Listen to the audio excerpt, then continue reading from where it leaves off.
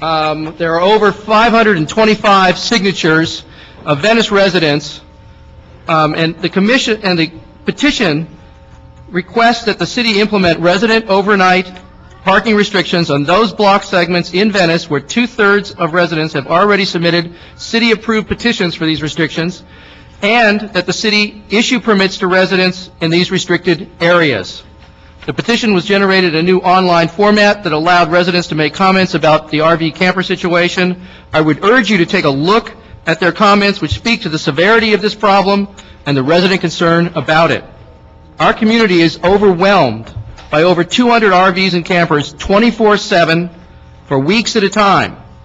I would like to show you, and they'll pass out to you, a spreadsheet of 94 campers who camp week to week in the Oakwood district. That's 94 in an area 1/2 mile by 1/2 mile.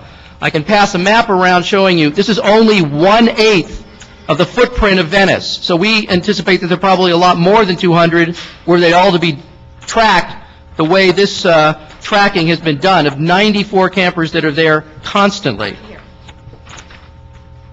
These campers and RVs are there in violation of both the No Living in Vehicles ordinance and in violation of the 72-hour parking limit. The LAPD has found it very time-consuming to enforce these ordinances and recommended some years ago the implementation of restricted overnight parking. The primary problem with these vehicles is that they are large and take away from residents what little parking is available in Venice. In addition, some of those who dwell in these vehicles pose a serious public nuisance for residents. Some of these vehicles are old and decrepit and leak sewage onto the streets and down the storm drains, which ends up on our beaches. Some of those dwelling in these vehicles use our front yards and alleys as toilets. I have personally found a jar of urine left on my front curb from one of these campers. Some create encampments completely blocking sidewalks. They leave large and odorous piles of garbage in and around their vehicles. Some party late into the night, depriving residents of sleep. Some sell drugs to young people in the area. Some run generators late into night.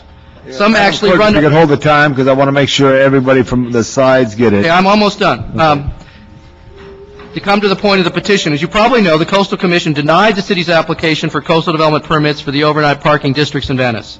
In response, our association sued both the city and the commission. The city attorney recently filed a countersuit against the Coastal Commission in which they agreed with our position that the city does not need coastal development permits because state law specifically grants in statute the city's right to set up resident-only restricted parking from 2 a.m. to 6 a.m. That's in state law. Since the city attorney has now agreed with our position, we now ask the city implement the overnight parking restrictions in Venice, set up the signs, and sell the residents the permits. The worst that can happen is that we'll be free of this public nuisance while the attorneys litigate the fine points of state law. Thank you for your time and consideration. Okay, thank you very much. You got 1 minute and 24 seconds left for the side that Mr. Radovic is part of. 1 minute and 23 seconds. And then the other side will have 5 minutes, and that'll be the end of this public comment. Hi, Councilman Rosendahl. Hello. Thank you for listening to us. We're one of many. And your name, ma'am? Erin Mathis. And we're one of. Who are you with, Aaron, just for the record? Who are we with? Your baby. No, your baby. I live in, yes. Baby. Hey, listen, wait a second. Hold the clock. Listen, right there. You're not in the committee. I want the young lady to introduce her child. It's the first time the child's in a public hearing. They'll have that as a life memory. This is baby Sierra. And we're one of many families that are living in this neighborhood on 3rd Avenue and raising our families. And we have this growing encampment of people living in vehicles. So we just are asking, please consider the children that we're trying to raise on these streets. Right now it's not safe because there's just this whole, literally a block from our house, and there's lots of other young families. What are we going to do when our kids are old enough to walk the streets? They're not going to be safe if these encampments are still there. So we're just asking you, Councilman Rosendahl, and others of you on this committee, please consider the families and keeping our streets safe, because it really brings a lot of riffraff and problems. And so thank you for working on a solution. The parking permits, we feel that could be part of the solution. And of course, we would love it if they could enforce people not sleeping in their vehicles. Thank you. Okay, thank you very much. You got 18 seconds left. If there's anyone else that will speak within that side of this positioning of the discussion. Sir. I have some buildings. My name is Peter Knight. I Hello, have buildings Peter. with about 80 families living in the area, You get- and I get constant complaints, the same as what you've already heard. I have a photograph here which I'd like to have you pass around. It shows where a street sweeper has had to go past an RV. Sir, can you that wasn't please speak ticketed, into the when mic? car behind it was ticketed, and completely just all the law. I'll pass them along, but you gotta speak into the mic. Selective enforcement and discrimination against the residents while the RVs are not being ticketed. Okay, thank you. Time's up. Appreciate it. Thank you. The police tell me that it's coming from the council. They're told not to mess with the RVs. That's what they're all saying. That's not true. Well, that's what they're telling me. Many Well, different you're officers hearing it told me. wrong, but thank you very much for your comments. Okay, Mr. Ewing, you're here. Do you have a group? Would that side stand up one time more so people can see the number of folks on that issue? I want to thank you all for coming down to City Council today, and sorry the meeting took so late. Mr. Ewing? There was somebody else who wanted to speak too, right? Against it. So Yeah, why don't you come on up? We have 3. Okay, you're going to have 5 minutes to rebut or say whatever you want to say. Your name for the record. My name is David Ewing. I'm a longtime Venice resident, live at 1234 Preston Way. Nobody thinks there is not a problem in Venice with the campers. There is a big problem for the residents and also for the camper residents. I'm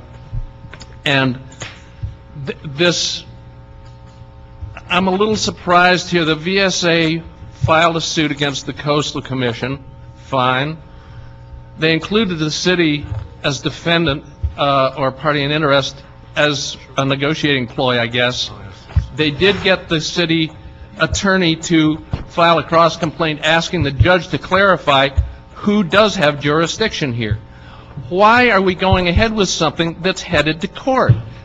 Why are we contemplating putting signs up, kicking people out, inviting the ACLU in to sue the city, inviting the state to sue the city, putting the city at financial risk when this thing is already headed to court? It doesn't make sense. That's really all I wanted to say, and I hope that you will ask the city. Oh, one thing. I believe the VSA has seriously mischaracterized what the city attorney has done. The city attorney has not given an opinion, a legal opinion. The city attorney has made an argument in a pleading. If they were the same thing, you know, an attorney can take a long shot case. It doesn't mean that that attorney thinks they're going to win. A legal opinion is a very different thing. So I hate to see this mischaracterization of what the city attorney has done stand.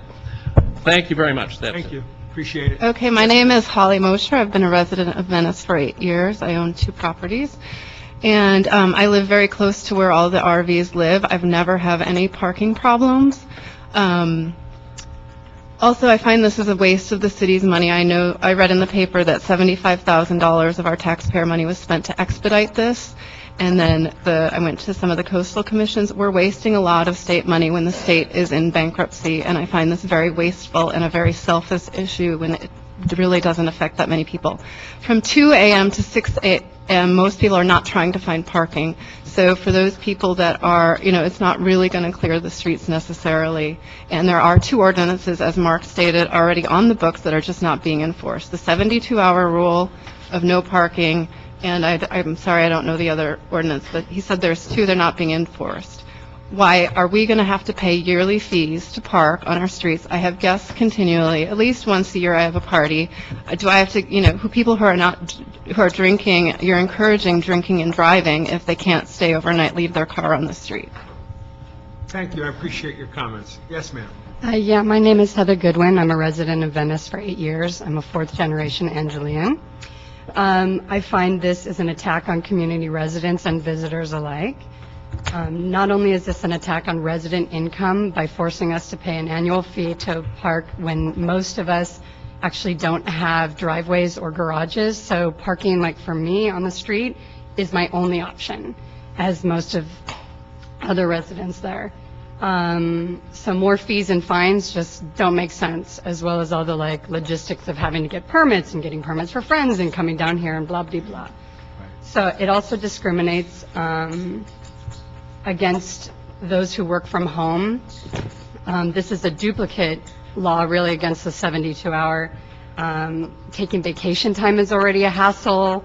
And again, those of us who use bicycles as a main form of transportation, this is negative impact on environment, and it's just, again, it doesn't make sense to have to like move our cars every 72 hours, and now to add this and have to like have a permit to park on my own street every night.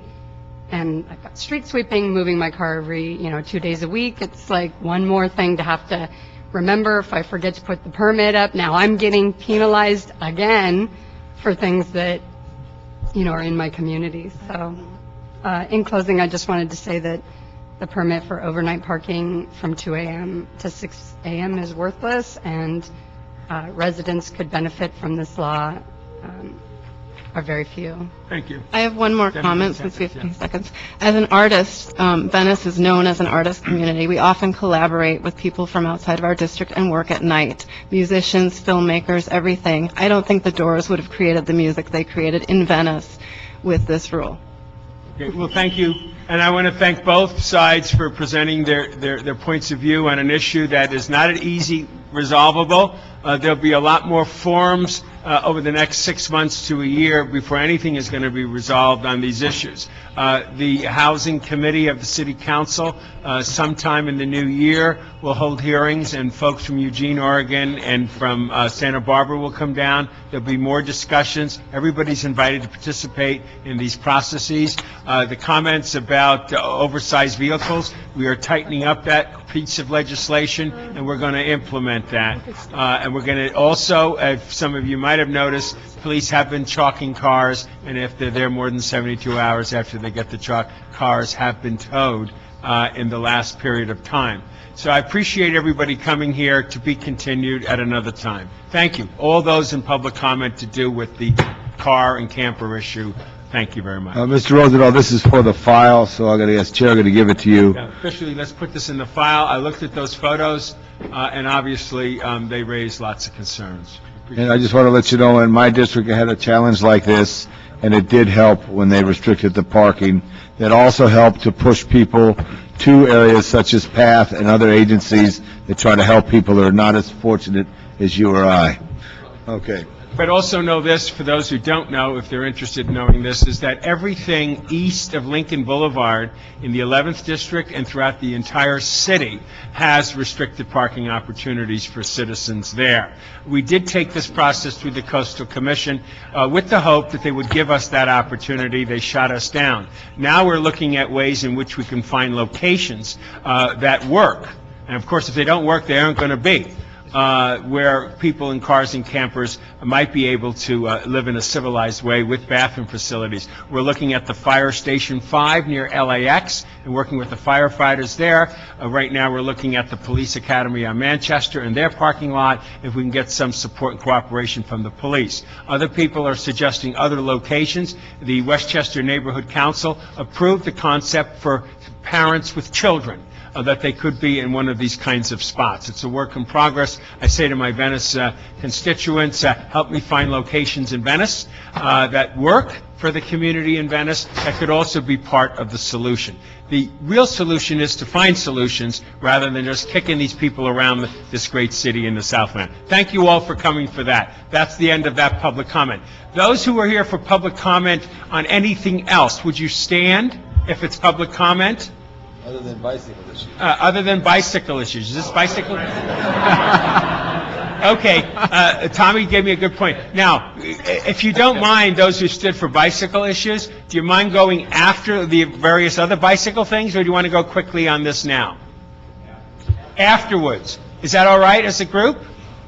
Okay. Well, then we'll, unless, wait, explain as public comment is public comment, which I'm more than happy to do. Thank you all for coming.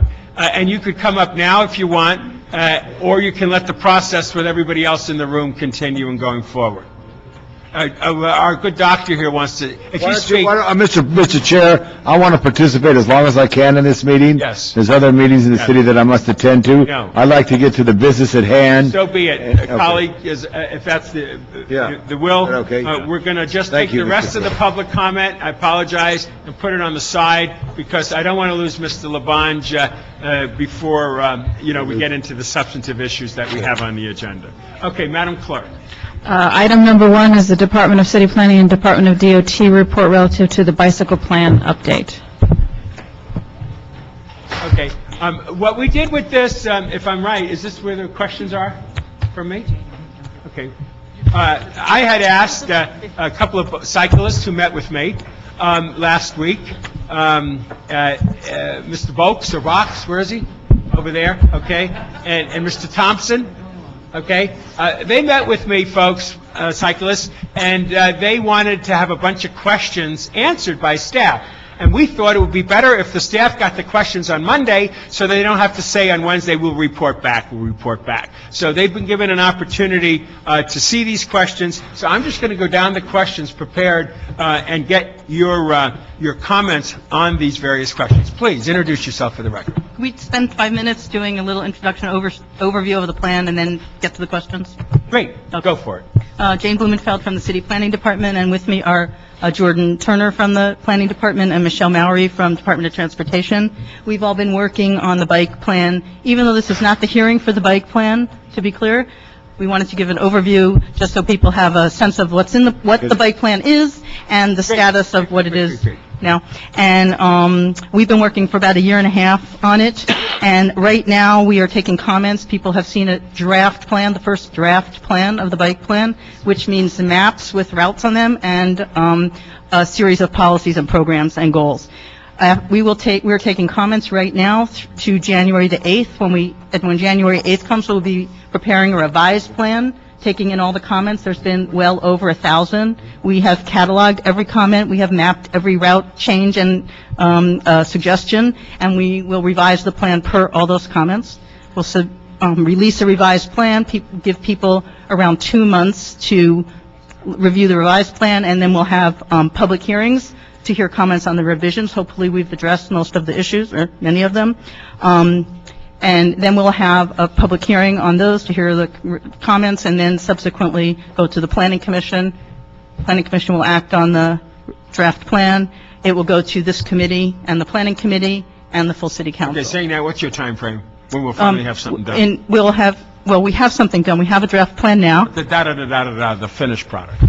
We'll have a revised plan in February, go to the commission in something like April, come to your committee April, May, council May, June.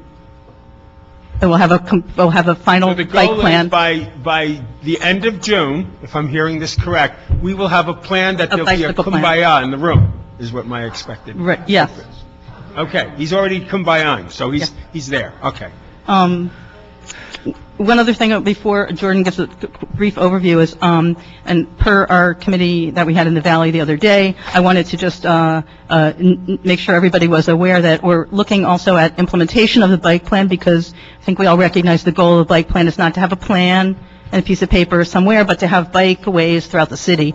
And towards that end, we have, among other things, I've applied for federal grant, one of the recovery grants, where we have a $2.2 million piece of it with the County Department of Public Health. And in that grant, we've written in $250,000 to pay bike advocates, activists, to help develop the bike routes and actually implement them, painting whatever signage. Put that $250,000 out? We'll know about it's out now, the bids, the awards, the bids are on the county's website. Everybody here can participate and get paid to do the things they're advocating to do in South LA, $250,000 worth. And those awards will be made in February, and I think it's very likely, since this is the only application for all of Southern California to the federal government. So just to put out there, in the interest of implementing all of these things we're talking about, that's out there. So I'd like to turn it over to Jordan to give a brief overview of what is the bike plan, so people know what's in it. Just for the help of the clerk, why don't you run the clock, just so we keep everybody on it. Yeah, we Clock. really want to move so we can answer the Five questions minutes. that were put here. We can't. I understand that. have to give out awards to I understand that. heroes in the police department at 6:20 at LAX, so I'm out of here at 5:30 no matter what. Good afternoon, Chairman Rosendahl and members of the committee. I have a brief presentation. I guess I'll make it even briefer. As Jane said, our process began in the spring 2008 with our workshops. Currently, we're within our comment period that we're holding until January 8th, 2010. We're taking any and all comments, especially the ones we hear today. As Jane said, we're hoping to have a revised plan released sometime in February based upon the comments we've heard from our first draft. Briefly, the highlights of this new plan are a 1 mile kind of grid concept that we're introducing, so hopefully that nobody in the city is more than a mile from some kind of bike facility. As we all know, the bikes are an important part of our complete streets network. We're introducing 81 miles of bike paths, 529 miles of proposed and potential lanes, and 106 miles of bike routes, along with 384 miles of bike-friendly streets, which are kind of very localized streets. We're building upon our existing plan and strengthen our policies related to implementation, parking, enforcement, education, and maintenance. And that's kind of the heart of the plan. Also, one of the big things we're trying to do is fund some of this implementation. And we're looking at implementing a bicycle plan implementation trust fund. In essence, getting money from developers through mitigation fees and whatnot to help actually pay for these improvements, not just from the public pots of money we usually get from Metro or from the state or from the feds. Do we need to put a motion in to get that money from these developers? To get the money... All right, let's Yeah, adopt it'll be- it if I want to get that money. Correct. And another part of it is the Cycle Via program, which is a sort of been sprouting around the country and around the world. Sort of in the spirit of it is sort of closing down certain streets in the city and allowing them for bikes on certain days of the month. And that's, I think, a big way of helping to continue and promote cycling in the city. And kind of also importantly is our technical design handbook. These things don't design themselves. There are design criteria that DOT and other entities use, so these facilities are safe and for our cycling community. Summary comments, as you guys have well heard here in this forum, people want a continuous network. They want facilities that go to destinations. Implementation has been a very big comment that we've heard from a lot of people. Like Jane said, a plan's a plan, but the implementation is very important. They want to install lanes that have been approved. We have a bicycle plan with lanes that haven't been improved out there. Safety and respect is also a big thing of what we heard from the communities. Increased education, not just for the public, but also on the city side. Our infamous off-road bike policy, some want to see it completely removed, some want it kept, and others want it revised. And I think foremost is just an increase in bike facilities around the city. As Jane mentioned, one of the things we're working on is sort of the implementation, the planning department, and what we can do from the regulatory side to get these projects moving faster. I mentioned the Bicycle Trust Fund to try to help get money from developers to pay for the improvements. And also through our sequence evaluation, through our community plan process, is to try as much as possible to get these potential lanes vetted through an open and community process in our 6 different community plans that we're adopting, or hopefully going to adopt this next coming year. And so that way the lanes that are proposed will be further along than they are today. And Jane had mentioned the next steps, so I'll briefly go over this. Revised plan in February, commission in April, and full council in July. And June. Excuse me.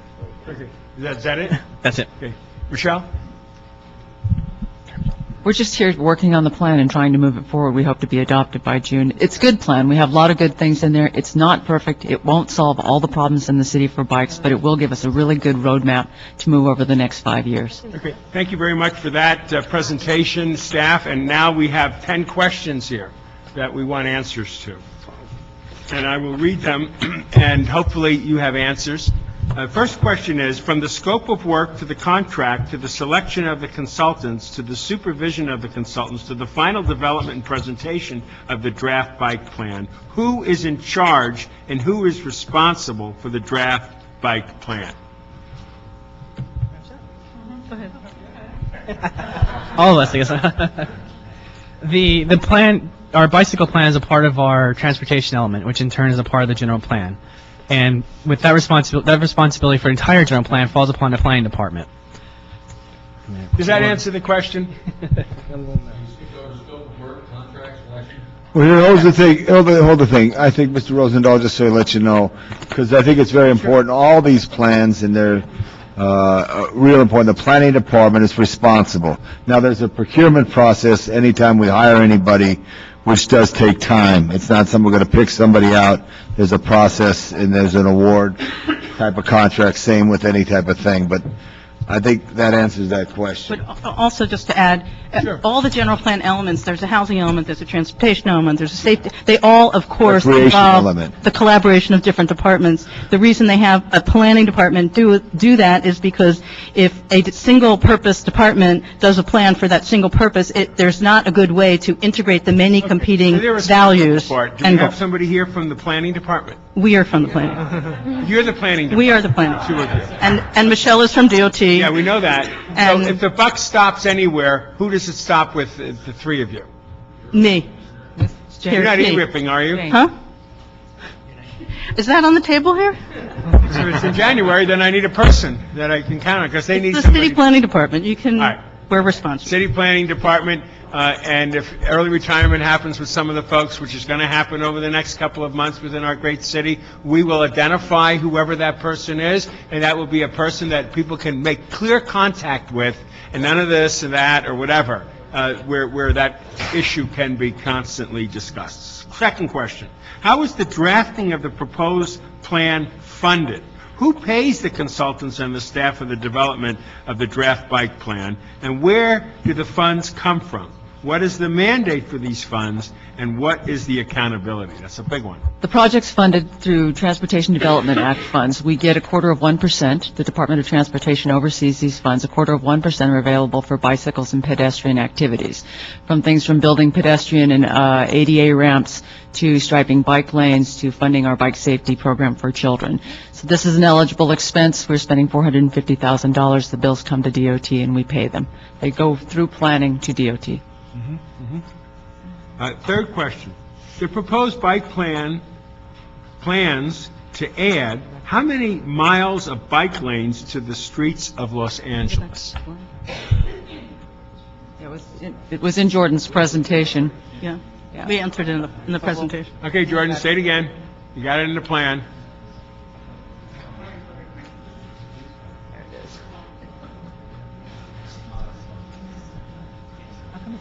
Christ, I can't see Move it. this thing. I can see it, it's perfect. See? That's the network. There it is. The answer is?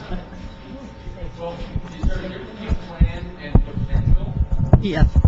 Yes? Yes, just to make a difference, answer the question or the comment from the audience. The existing plan made no differential between if a lane was realistic or not, in a sense of if you needed to remove a travel lane or parking or some other physical accommodation in that street. Our current plan, or proposed plan, I should say, makes that distinction. So if you add them all together, we're proposing more bike lane miles than we are in our existing plan. So what we did with this plan was sort of be more upfront with folks to say, here's what we can do proposed, and here's what takes much more work and community vetting, which are the potentials. The potential lanes mean that either a parking lane has to come out, a travel lane has to come out. That's called a project under CEQA. It needs its own set of public hearings. An analysis has to be done of the traffic impacts related to that. So in the last plan, we lumped them all together and called them all bike routes, bike lanes. And now we are differentiating them into three different kinds. The ones that don't need any work can be done now, the ones that need some work, and the ones that are future ones. Hey, here's the chair. No, but that's You okay. fill out no, wait a second, Bill, I gotta leave. Yeah, I if we understand. can't do You just that. have to leave. Okay. You have to leave. Okay. Yeah, we'll keep some of that interaction for later on that. Okay, question 4. In what ways does this proposed plan propose improving safety conditions for the cyclists as they travel to schools, employment centers, transit hubs, social entertaining attractions? How does this draft bike plan get cyclists where they need to go? When Alta drafted the plan, Jordan touched on this, but the mile grid, if you were, we charged the consultant with If it's somebody standing in the city, that we don't want them to go more than a mile to find a facility somewhere throughout. They did look at a number of these things when they were rating them, things like schools and whatnot. There are also a number of policies geared towards safety. There are also a number of policies geared toward maintenance. You know, we certainly have an issue with being able to maintain our pavement in the city and funding to be able to do that. We'd like to work with Public Works to get streets that have bikeways on them to a higher level of maintenance standards. So there are a number of things in the plan that address this. Actually, the entire plan is devoted to do all the things that are mentioned in this question. The current plan is good until the end of 2012. What's the motivation for replacing the current plan with the proposed plan? The plan that we have adopted is the 1996 plan. The 1996 plan was adopted in 2002 and was readopted in 2007, so we could continue to be eligible for funding. Once council adopts the new one, the old one goes away, and this one becomes the current plan. To add on to that, I think this plan is much more responsive to our current sort of planning and transportation environment. Like Michelle said, our last plan was adopted in 96 and was responsive to that So the time. motivation is we're not going to play around, we're going to get it done in the next 6 months. It's much more comprehensive. Yeah, it's much more comprehensive this and is far better than what we had before. Correct. Like Okay. All right. How does this proposed plan differ from the plan that Alta delivered to the city? This is the plan that Alta delivered to the city. We've had working drafts. We've continued to work with the consultant team. Staff has had input. Alta's had input. But this first draft that was issued to the public is the first complete draft.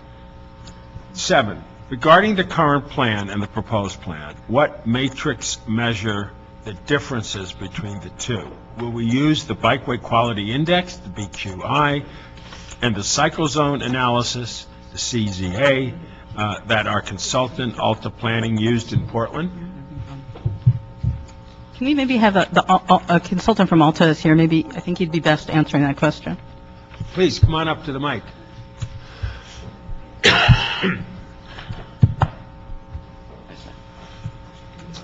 Okay, introduce your name for the record. Matt Benjamin. Want to answer that?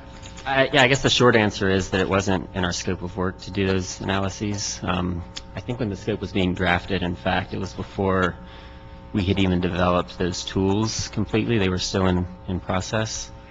Also, they were developed specifically for Portland, who has a somewhat more mature bikeway network. And it was seen as kind of the next step once you have a developed citywide bikeway network. What is the next step? Which zones deserve more attention in terms of bikeways? And to us, it didn't seem like that was politically feasible or what we really needed in LA City. At this point, the city seemed to want a citywide network rather than focusing on specific areas. Any comments from my colleagues on this question with this gentleman? On that specific question, no, but I have some at the end. Go forward. Sure. Question number 8. Currently, Bikeway Stop and Start doesn't connect to one another. What are the projected cost and timeline estimates for the development of a bikeway network that connects our city? Well, the total cost for our proposed network is $230 million. Kind of a lot of money, I think. And how much money do we have in play for it right now? We're probably working with about $20 million that's devoted to various projects, LA River, San Fernando Road, various safety projects and grants that we have going. We cobbled this stuff together with grant funds. Staff is funded through Prop C, and we generally go to the call for the big projects and use TDA for the smaller projects. But, as we essentially cobble things together, as it were. We're hoping there's going to be more federal money. We're hearing some exciting things that are coming from Oberstar at the federal level, and as he and Earl Blumenauer talk about bikes. So we'll continue to do some of that. The bigger question is going to be staffing levels to implement the project, and that's really what we don't know. While we are Prop C funded, the ERIP package is going to take a number of staff members out of DOT who have an effect on the bicycle program, and Rita's not here, but I expect that we're going to see a reorg in the department, and we'll know where we stand after that. Where is Measure R 10% going to bicycles, and how does that fit within this? I think it's 5 to bikes and 5 to peds, and we would certainly use that money to implement these projects. But there is money in that measure. The local measure R, yes. The overall measure through MTA, no. But the local, we'll get a percentage of the local pot. Do you have any idea how much we might get? I thought, I don't know off the top of my head. Maybe Maria would have an answer to that. She's on the I MP think board. when we had the discussion at the last committee, we were talking about, I think for this fiscal year, if we did the 5 and 5%, it was about $2.1 million, goes up to about 3 or 4 or something. So if the council chooses to allocate that money, as the committee has directed to this point, that's about the amount of money you're talking about annually. And when will the council take action on that? The CAO and CLA are coming back in January for a report to the committee, so you can make a recommendation at that time. And we'll give enough clarity to the bike community that they can come down to the council if the politics suggests? Yes, I mean, we'll hear it in committee first, and we'll certainly address that issue in the CAO report. Very good. Okay, question number 9. Alta Planning is reportedly one of the finest consulting groups in the world for bike planning. How is it that the City of Los Angeles kicked off the draft bike plan process with Alta, but did not incorporate the robust bike plan process that Portland is using to develop their own bike plan? For example, the Portland Alta maintain 11 working groups, and they use community bike rides to engage and survey. With all due respect, the City of Portland is 450,000 people. It's a homogeneous community that is very white and very progressive with respect to transportation. They have a trolley system that works very well as their transit. Overall, we are a very diverse, disjointed city of 4 million people. They are 30 years ahead of us in the development of they're not quite 30. They're more like 20 years ahead of us in development of their bikeway. So we're a step behind Portland in what we're trying to do.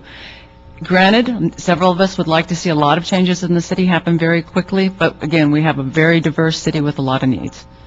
Okay, number 10. The California Supreme Court supported the City of Los Angeles with not assuming liability for cyclist injuries due to unsafe bike paths on the LA River and Ballona Creek. Does the plan address this? Why would the City of Los Angeles continue to build bike paths that shirk responsibility for protecting cyclists, resulting in a ride-at-your-own-risk bikeway that offers less legal protection than if the cyclists were on the street? Our facilities are actually built to the state's guidelines. That's the technical design handbook. We've got 150 pages dedicated to design, overall design, several of which are Class 1 bicycle paths. So we follow the state standards. We're very clear about that, and we don't design outside of the state standards. We also have very clear guidelines about maintenance and maintaining the facilities, and we use TDA Article 3, the funding I mentioned earlier, to maintain those facilities. While it's true the state does have a liability immunity issue for trails statewide, we do follow all the guidelines and maintain our facilities. I appreciate that, and 11 and 12 kind of go together. Chapter 3 of the draft bike plan addresses off-road cycling, currently prohibited, restricted to the City of Los Angeles. Given that the initial recommendations to study this topic appeared in the 1996 bike plan, and that the topic was addressed by the Department of Rec and Park in their assessment study last year, why would the LADOT and the Department of Planning continue to address a Rec and Park issue in a planning document? Is the Department of Rec and Park involved in the development of Chapter 3? To answer the last question first, yes. The Department of Rec and Parks is involved. The reason why this issue was addressed, it is part of our current bicycle plan, and with every other policy that's in here, we are addressing it as well. We have draft recommendations that we posted, but we're looking through the policies and figuring out what is best and presenting them to the public, and are willing to revise them as we go forward. And so, just like everything else that's in our current plan, we're taking a look at it. And question 12. This plan is an element of the transportation plan, so what is the motivation for including off-road cycling, which is primarily recreational, within the plan? The plan is really about bicycling, whether it's for recreation or for commuting transportation purpose. All of it's transportation, and it all goes in the plan. Okay, those are the 12 questions. Now, I do have a whole bunch of cards, and it really your question, citizens, is you filled out the cards, and the question, do you want to get up and speak on what you just heard? And if you do, then I'm going to give you 30 seconds apiece, because otherwise it'll be 10 hours on this. Otherwise, maybe you might save we go through the entire process here of the other questions. And since some people have done 2 or 3 or 4 cards, you might want to do it all in one moment. I don't care. It's up to you. How many want to go forward right now with public comment on what just was read to you? You want to do it now? Okay, come on up, those who say now, and I'll pull your cards out of the packet here, okay? As opposed to in other issues or at the end of the meeting. You mean just on this particular? Yeah, see, because many of you have filled out 3 or 4 issue items that you want to do, and if we go straight by all these cards, just this alone will take a couple of 3 hours. Right, this is the bike, I don't know if you want to say, this is the bike plan. Is it really either or option? Yeah, it's not, but anyhow, come on up, one by one, who wants to do it at this point, and then state your name, and my associate here will pull your card from this group, okay? Sir. Jeff Jacoberger. Wait, hold on. I can't do it by 30 seconds, so I'll talk as fast. I'll stop at 30, and I'll just let you know. But this thing is by the minute, all right? You hear that, folks? Can we try to make it 30 seconds? Okay, you're going to see that clock in front of you hit 30? Okay, great. Start again. Just, Mr. Chair, hold the clock. If it has trouble, I think we may have to go to a minute. I run 1-minute clocks in my committee, and people seem to get it. 30 is tough, so... Okay, you know. Tommy, if you're going to stay with me a bit more, Right. I can go that route, but the quicker the better. Yeah. Go ahead. Jeff Jacoberger, my one real concern I have with the bike plan is the design standards for streets, because the draft bike plan has is treatments for streets that meet standard widths for whatever street classification they are. The problem is in older parts of town like Hollywood, none of the streets meet standard width classifications. In Hollywood, Franklin, Sunset Hollywood, Santa Monica, and Melrose are all substandard widths. So we have design standards in the bike plan that aren't going to allow any bike facilities to ever be created on those streets, and that's a real conflict. The bike plan needs to meet the needs of substandard streets in all parts of town. All right, here's what I'd like you to do. Also put that in writing and give it to staff. They have it. Okay, great, because I would like a response to these questions at our next meeting, when there are questions that are real questions that want answers, okay? Thank you for that. Yes, ma'am. Okay. Hi, I'm Dorothy from the Los Angeles County Bicycle Coalition. Sorry. I think it's very misleading that LADOT combined the potential and proposed lanes, making it look like 529 when actually they're only proposing 26 bike lanes. And I think it's really important that you as council members, Labange, Rosenthal, Koretz, really take LADOT to task to implement the 529 that they say that they proudly put on their screen to implement. So I really think that you should use your political position to really make that happen. And I want to know how you can make it happen. The other thing is the total mileage from 1996 needs to increase for this plan. And right now, what is proposed is a sharp decrease. So I really think it's important that you increase the bike lanes. Thank you. Appreciate your comments. Sir. My name is Joe Linton from a bike advocacy group called Cycle. Similar to what Dorothy said, the plan on the table, the draft plan, represents a huge cut of the 4/5 of the bike lanes that were included in the 1996 plan. The current plan has 28 miles of bike lanes that the city's committing to.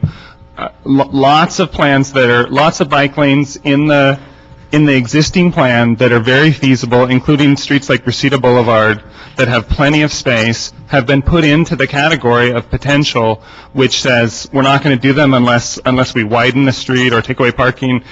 Many of the facilities that the city has put into the category that was known as infeasible are very feasible. This plan is a huge step back from the 96 plan, and I urge you to reject this plan. If it's not a step forward for bikes, why are we doing it?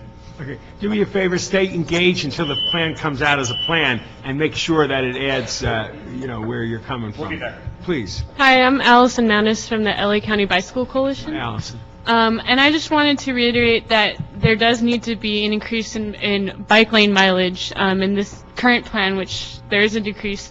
And it's really troubling to me and other advocates that there isn't any sort of implementation or timeline or even a minimum standard of how many lanes and bikeway facilities should be implemented per year. All that we are getting is bicycle-friendly streets, which don't modify the street and are nice, but those are just proposing a lot of like wayfinding signage, and at the very minimum should have sharrows. So that's what I wanted to say. Appreciate that. Thank you very much for that comment. Sir? My name is Efraim Moreno. I'm a dues-paying member for LA County Bicycle Coalition and Cycle, and a former Alhambra council member, and most importantly, a cyclist. I'd like to speak into the fact that the bicycle plan isn't meeting a large existing group of LA cyclists, the working poor, the Latino cyclists, the invisible cyclists, that if you were driving home later on tonight, you'll see them, but they need to be represented in this plan as well. We need to make sure that the proposed mileage of bike lanes and bike paths are designated into the communities in which they live. They're already doing what the LACBC is encouraging others to do, is to use their bikes more for transportation.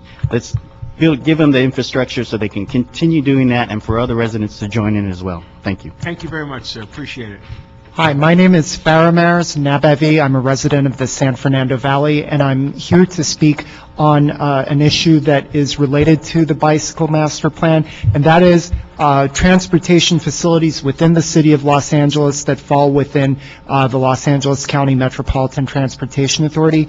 I took the Metro Red Line with my bike here today, and when I exited at the First Street exit at Civic Center Station, there is no turnstile that is large enough for bicycles from that exit, and that is true also at the 4th Street exit of the Pershing Square station. So what I'd like to do is I'd like to ask the City Council to direct the mayor's appointees to the Metro Board to indicate to Metro that it's important to design their facilities, particularly within the city of LA, to be bicycle compatible. I'll be speaking later on other issues too. Thanks. It's a no-brainer what you just said. Maria, can we get that message to them and get answers back from them for our next meeting? It should be obviously able to do what you just said. Thank you for that. Thank you. Damian Newton.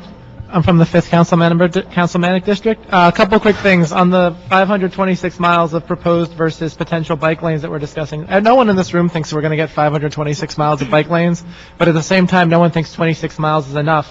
A great next step would be a number somewhere in between with actual routes so that we have a place to start a debate from for what is and what isn't something that we should be seeing in the next 15 years, because 26 isn't enough. 526, I might as well have said a million bajillion miles.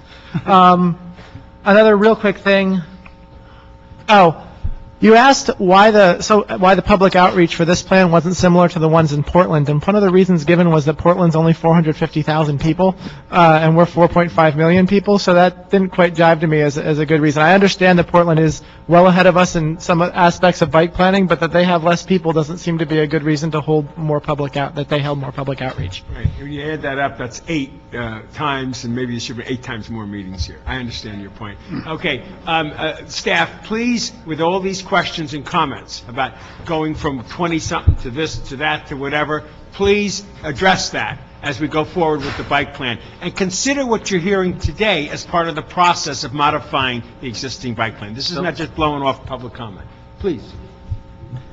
Maybe I'd take a point of personal privilege and do my own 1 minute of thought, and maybe some of you can answer this in your testimony. I don't have a sense. I personally don't mind riding a bicycle. I did the California AIDS ride, which was almost 600 miles, but I'm terrified of driving in streets where I'm fighting with cars, so I just won't do it. The question is, for someone like me, which I think is what we're looking for, who might want to ride a bicycle to work or whatever, at the end of the day, when we've done this system, does this create a system where you can get to most places, or does it need more work? Do we have routes to get to most places and really be an alternative to the car, or is it just a little section here or there that will come out of the plan? You want to answer that?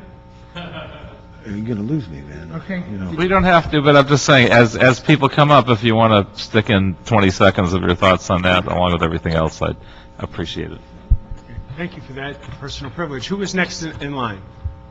Hi. Hi, I'm Jennifer Klausner with Los Angeles County Bicycle Coalition. Thank you for those comments, Councilmember Koretz. Very true. I think we want to keep in mind the more novice cyclists and certainly the would-be cyclists, the many who would ride bikes if they felt that there were safe routes throughout the city. We want to see a plan that meets the needs of all cyclists and a cohesive bikeway network. And when we talk about meeting the needs of all cyclists, That includes mountain bikers. Just as we have seen growth in urban cycling and transportation cycling, we have seen growth in mountain biking too.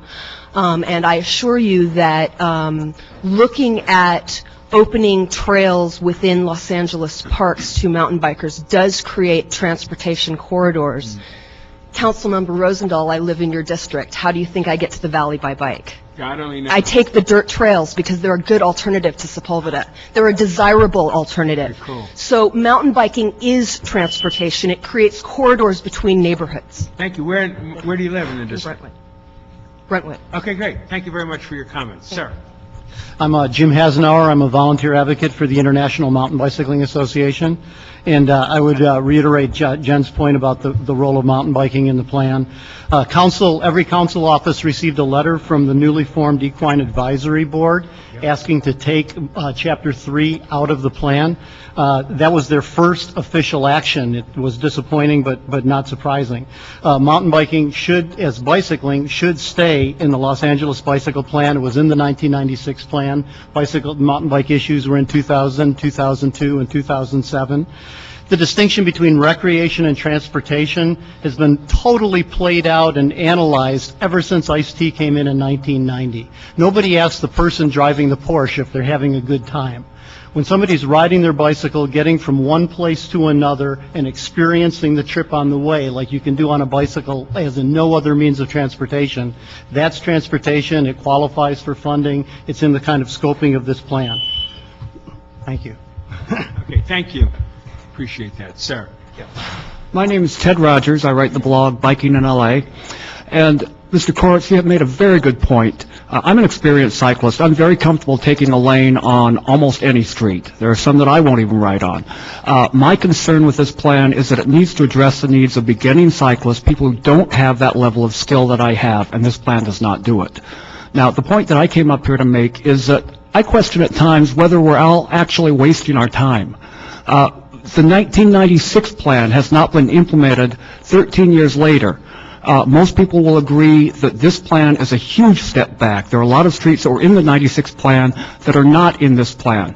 So what are the guarantees that any of this will ever come to fruition? We need to have teeth in this. We need to have a commitment that if this plan is approved, it will be built. Thank you. Thank you, and I appreciate that comment, and I can tell you, speaking for myself and maybe for my two colleagues right there, we feel the same way. We want to see it happen. We don't want more talk, more reports, and more non-action. Thank you. Sir. Bill, if I could say one thing. Please, of course. I won't name the candidate, but I supported a candidate for city council in the 1970s who was pledged to do this. And 30-plus years later, I haven't seen anything. I'm frustrated, so I joined Bill in a desire to actually make something happen this time. Public records request, what was their name? Tell us. I can imagine who. But I want to ride a bicycle myself, and I really want to get on it, and I need a safe route for me to do it. And it's something I grew up with. I used to ride around without even holding the handlebars. It was a lot of fun. Go ahead, you go. I gotta see it to believe it. Alex Thompson, I'm representing Bikeside. To your question about whether this plan will get us where we need to go once it's built, I have to say no. I don't think it will. I was really disappointed to hear Mallory use reverse math and say that because LA is bigger, we have less meetings. Damien said that well. And I can't believe that she said that the reason we had less outreach had to do with, I mean, she played the race card. What's that about? That Portland is mostly white? I thought that LA was the kind of place that was stronger for its differences. If we adopt this plan, we won't be 30 years behind Portland. It'll take 100 years to catch up to where they are right now. Long Beach is trying to pass Portland in 3 years. So our neighbor to the south thinks they can do it quickly. And I think we can too, and I think we need to reject this plan and ask for something more ambitious. Thank you. Thank you, Alex. What you could do is, since it's a work in progress, is look at what they're doing in Long Beach, look what they've done up there, and just grab it and stick it in this process now. I want to get something that you all believe is valuable by the time we finish this process. Have you a commitment to do that? Sure. We know the people everybody here knows the people down in Long Beach. Right. So make it happen. But I really want to see it now, and I would like to see the best of the best. We are the greatest city in the nation. We are the megalopolis of the earth. I like its diversity, and we got to get moving.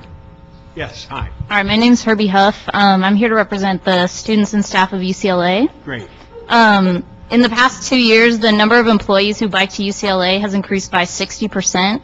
There's 650 employees who bike to school regularly, and there are 1,800 students who bike to school regularly. It's a huge bicycle commuting hub. And I have a letter here signed by over 180 people that basically says that this plan does nothing for UCLA. You know, it might be the biggest bicycle commuting hub in the city, and it doesn't really provide a safe route from any of the 4 compass directions. So there's very simple improvements that we request in here. Wilshire and Sunset are just death traps. Cyclists are dying on them. Let's see. Again, we're asking for simple things and the plan isn't providing them. We also support LACBC's overarching request. The plan needs to carry over all the bike lanes from the 96 plan, and it must include goals. Okay, let me ask you this. Do you have a committee there at UCLA, of bicyclists? Yeah. How about meeting with our offices? How about coming in with a proposal? I would love to sit down with you all, get your input. I would love for you to look at the plan. It's Mr. Koretz. Oh, no, I'm going to defer to... It's both. There's people from both. Yeah. No, we're both tied in this. We would love to get your energy and input into this draft now to help us improve it.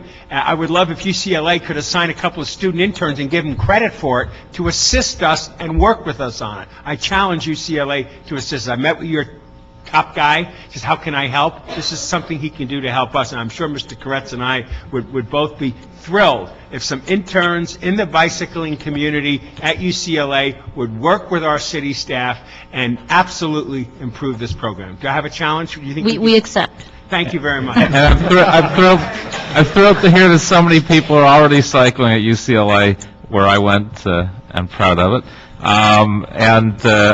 I can't see why we wouldn't help to expand that number and make it safer. Exactly. Great. Yes, sir. Hi, my name is Omari, and I'm a first-year urban planning student at UCLA. Good. Yeah, and I feel very fortunate to be able to talk with you, particularly because during my first 2 weeks here in LA, I was rear-ended while riding my bike on Wilshire Boulevard, between Santa Monica and Comstock, in Councilmember Koretz's district, right there between the Country Club area. The Country Club, yeah. So the guy who hit me, I told him that I was going to come and ask for a bike lane on Wilshire through this dangerous stretch, and he said, "Hell yeah." You know, we drivers need to be safe so that we don't run into cyclists either. And right now in the bike plan, there's nothing. So please do something to help. Do me a favor, me hook get up safe. with the lady that was sitting there too, and get together with the group and get an intern program too that we could do. I'd love to have your support. Thanks, sir. Hi, Mark Peterson, Bike Riders Collective. I'm a Silver Lake resident. I'd like to say that the statement is correct. There's a lot of good things that are coming up in the bike plan. There's a lot of good things put in it. There's a lot of good things in the 1996 plan, too.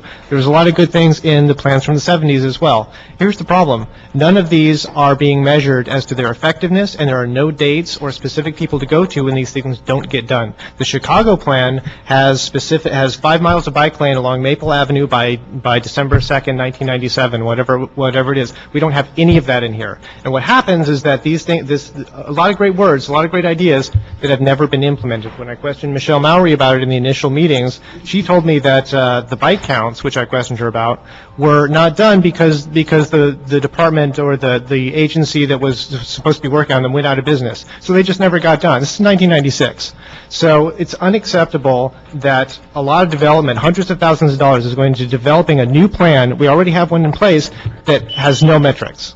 Thank you. All right, I appreciate your comments too. Thank you, sir. Hi, my name is Jeremy Grant. I'm an environmental designer, a resident in the Wilshire Center area. I'm also a volunteer advocate for the Bike Riders Collective. The bike plan as it is, it's not a very good plan. As Mark said, there are a few things in there that are good, but, you know, stating that there's going to be 529 new miles of bike lane is great. We want to see that happen. As it is, what are we moving at? One mile per year or something or less? It's just horrible the way it's being run right now.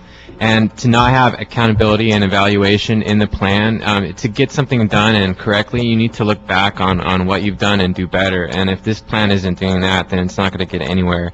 We need to aim for more than 5% share of ridership, if we're going to be the biggest green city. And we need to push for something like 20, 25 miles a year to improve.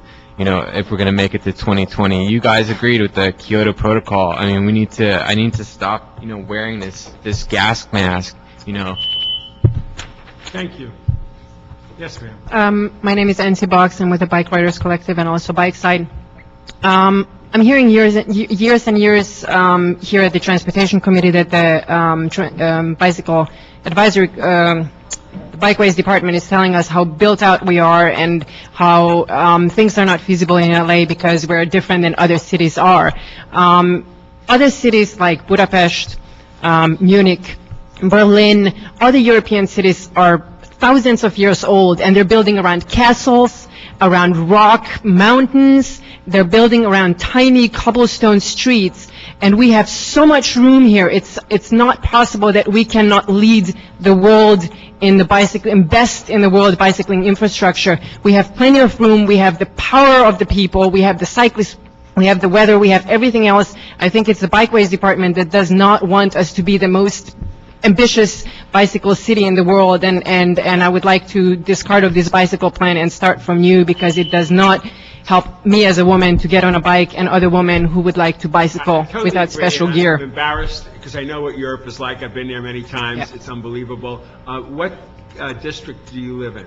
I live in Tom LaBonge's district. Oh, great. There is absolutely no bike facilities in Tom LaBonge's district and Garcetti's district. No bike lanes. She's absolutely wrong on that. The Los Angeles River Bikeway, also Silver Lake Drive. And to school. That doesn't take me to shopping and to I understand that. So don't make a comment like that there's nothing in our district. I've been fighting for bikes, not as passionately as you or your husband, but I've been fighting for bikes too, and will continue. Continue the public hearing. Thank you very much. Thank you all very much. I appreciate your comments. Sir. Hi, my name is Ron Milam. I'm a small business owner in the city of Los Angeles, and I really appreciate all of your work on this, and I actually appreciate the city's work on this and all of the work of folks in here working on this. It's not perfect right now. I'm hopeful that in the next couple of months it becomes a more perfect plan. I'd love to see more bike boulevards in there. I'm really interested, the metrics comment that Mark made, I think is a really important one. Clear, concrete metrics each year as we move forward. What I haven't heard yet is just dedicated funding streams. We heard an amount, a couple hundreds of millions of dollars. I'd love to see the city commit to finding the funding in this planning process so that once the plan is approved, we've already, found the funding to hit the road running and start to implement this work. So I hope that can happen. That's a very good point, and it's something we colleagues should consider, especially with development projects, that a certain nickel or dime comes out of that, and stimulus money from our president, who's been talking about bicycling, which was alluded to by staff, and obviously Measure R has a 10% that we want to get that money on. We should find a coordinated way to do it. Maybe we need to figure out how to make a motion that does that, but thank you for that suggestion. Thank you. Sir. Glenn Bailey, Bicycle Advisory Committee for the City of LA. We do have about a third of our 19 members present in the room today. Oh, very good. And I think we're all working very hard to make this the best plan that it can be, but in my perspective of many years of being involved with this issue, it's the implementation that's key, and getting the respect and the attention as bicyclists and as the advisory committee, and frankly of your offices and your staff, to make sure that every time a project is proposed that it really moves quickly. Even when we're trying to do something on Reseda Boulevard, I mean, a mile and a half this year, maybe the remaining 2 miles in 6-9 months, at that rate, I mean, do the math. I do need to tell this committee, though, something very fundamentally troubling about the outreach system process. This document, the draft document, the maps, were advertised as being at the 9 regional public libraries. And after response from constituents, I contacted the library. Apparently, the library department has disabled all public computers on the C drives. These discs are not readable on the C drives. The only thing in the library for this document for the public is the disc and the maps. The public is unable to read the disc using the library computers because of what the library IT department has done to every library in this city. I brought this to the city planning department's attention just now. They said they don't have the money to provide hard copies of this plan. With all due respect, 9 copies of this plan, 560-some pages, it seems to me that if you're doing $450,000 for a private consultant and everything else the city does, you could afford to make 9 copies for the 9 regional libraries in this city. We'll do it, okay? Secondly, it is online. You know that. You can get it online. Yes, I know that, but it's advertised that you go to the library. The public needs to know. You can go online and you can get it there. But we will make 9 copies, okay? And we'll And get them to the regional libraries. Thank you. Hi, Don. I'm a hit-and-run cyclist victim. I just think, basically, if you go to the Netherlands has a population of 16 million. So the excuse that we have 4 million and that's why we can't have bike infrastructure is wrong. But I'd like to point out, just basically, from what I'm hearing from the LADOT, they're calling this the bike plan, which is a solution for cyclists. But really, it should be referred to as a solution for traffic. Because the more people that you get out on bikes, the less traffic there is. Go to the Netherlands, they don't have any traffic over there because most people are doing their short trips by bike. I like that, too, your point. It should be that word traffic in there that it helps mitigate. Ma'am. Hello, my name's Chris Abadini. I live in West Hollywood. I'm a member of the Los Angeles Bicycle Coalition. I had not planned on saying anything, but I keep hearing measurements of the width of the bike lanes. I hear about turnstiles at the metro stations not being able to fit bikes. I ride a Cat Trike Expedition trike, which means it sits low to the ground, and there's no way it will fit through any turnstiles. It's wider than most bikes, and so I don't know that the plan is taking into account some of the older people or people that have back issues that are now riding these recumbent style bikes that take up a little more room than what a standard bike takes. And I'm hoping that they are considering that in this plan, which I haven't heard anything. Are we considering it in the plan? The heads are nodding right behind you. Talk to her in a second. Thank you for that. Sir, your name. My name is David Ewing. I'm a Venice resident, member, co-chair of the CD11 Empowerment Transportation Committee, but I'm here just on my own. The thing that struck me about the bike plan, I'm not going to the specifics, which other people are covering, but it seemed to me that its mission statement was very perfunctory. The overview really wasn't there.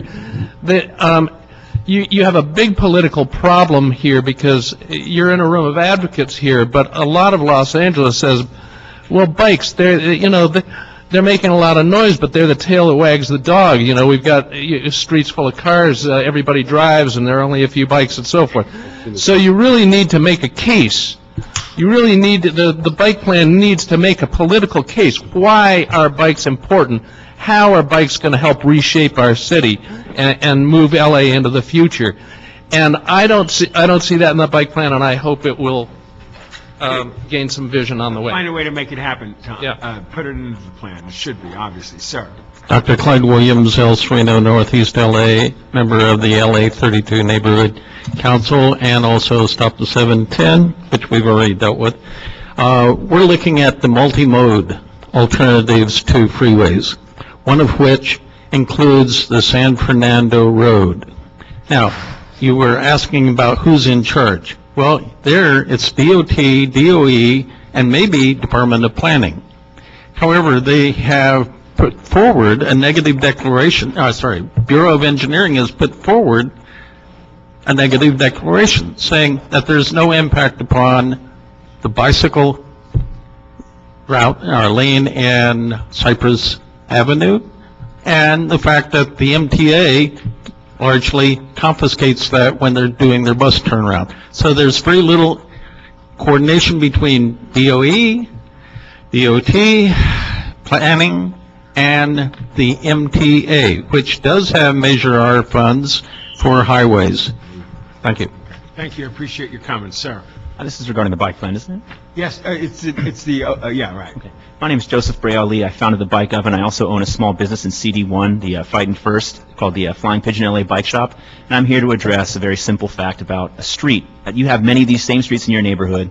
It's classified major highway, class 1 or class 2, minimum 30,000 or 50,000 daily trips.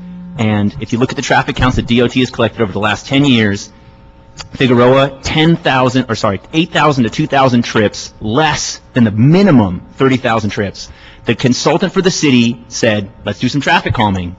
All the traffic survey says, let's do some traffic calming. I talked to the businesses and the fellow community members, let's do some traffic calming. The DOT's draft bike plan says those traffic calming areas are infeasible.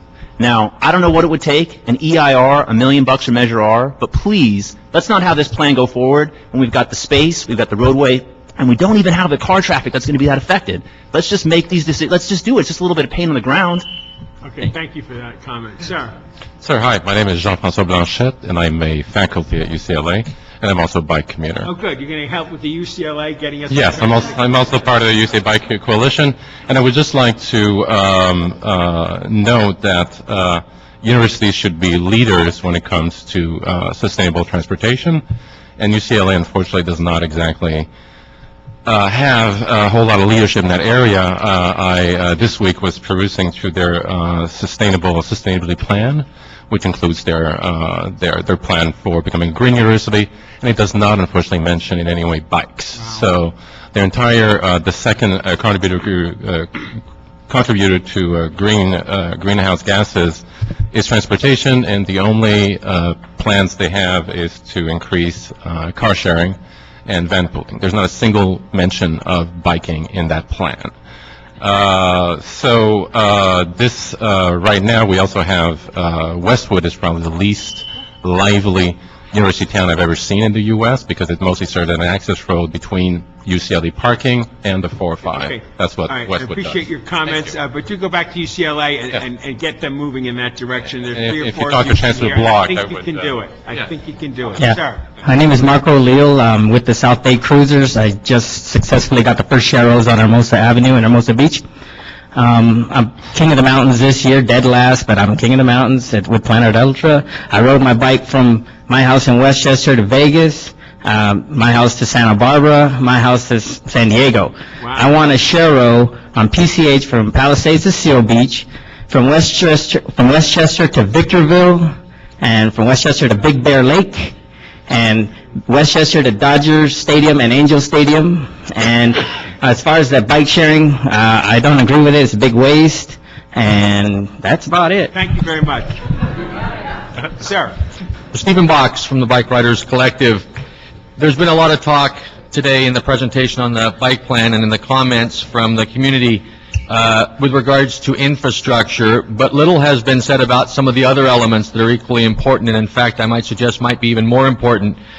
When we evaluate plans, we often look at what people refer to as the 5 E's, and I'd like to say that we look at the 6 E's, which is not just engineering and encouragement and education and enforcement and evaluation, but also to make sure that we consider equality as the foundation upon which we do all that we do to support cycling in the city of Los Angeles. And so we haven't heard much talk of that, and a plan that doesn't open with the simple statement that all streets are to be streets that cyclists will ride is a bike plan that starts off with an inequality in place. Ours starts off with a very timid and tepid consider and respect statement, and then it continues with lots of soft language. There are no words of imperative like shall and must and will, and so this plan has no vision, it has no ambitious aspirational goals, and it has no teeth. And I suggest that we, to your question, is this going to do it? Absolutely not, in no uncertain way. In fact, it's a distraction. The plan we have is good through 12. Do me a favor? Yeah. Help it change so that when we finally do something at the end of June, it meets those needs. I'm counting on you on that. Okay. All right. I want to thank absolutely everybody for item number 1, for your comments. I want to thank the staff for what it did and my colleagues for being here for that. Now, we just want to recommend approve this report, and we look forward to seeing the revised bike plan soon. Okay? Thank you, colleagues, on that. Item number 2. And by the way, I must leave at 5:30 no matter what.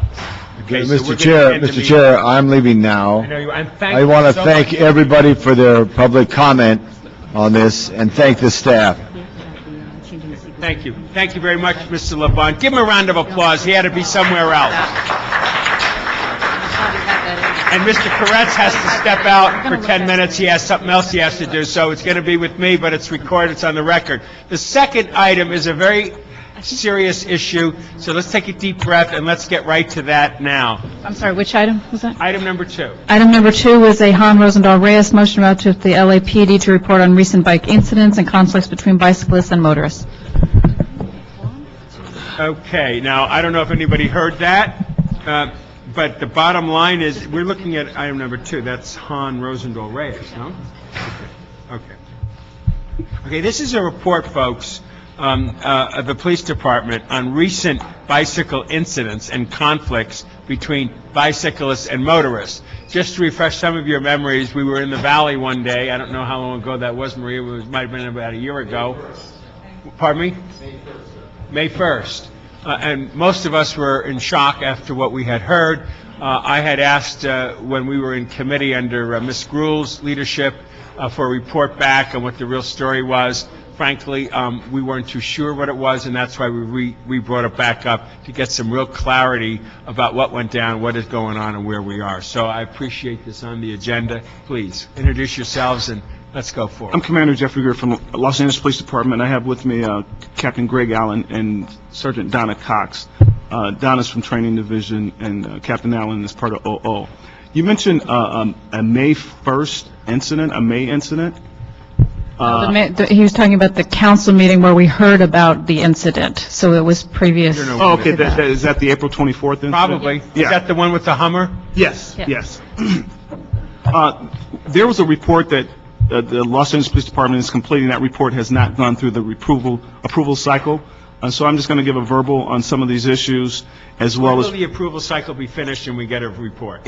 I can't give you an exact date on that, sir. It's been turned over to the Director of Operations, and I'm not sure if it's been passed on from there. Okay, would you tell whomever that the council is demanding to see that by our next meeting? Yes, sir.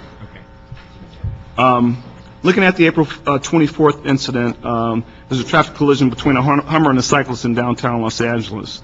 After the collision, the driver of the Hummer, fearing angry cyclist, left the immediate area and subsequently ran over 3 bicycles.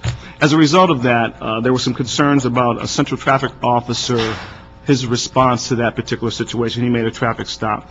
As a result of that, a personnel complaint investigation was conducted against that officer to address those issues and concerns of the cyclists that were involved in that particular incident.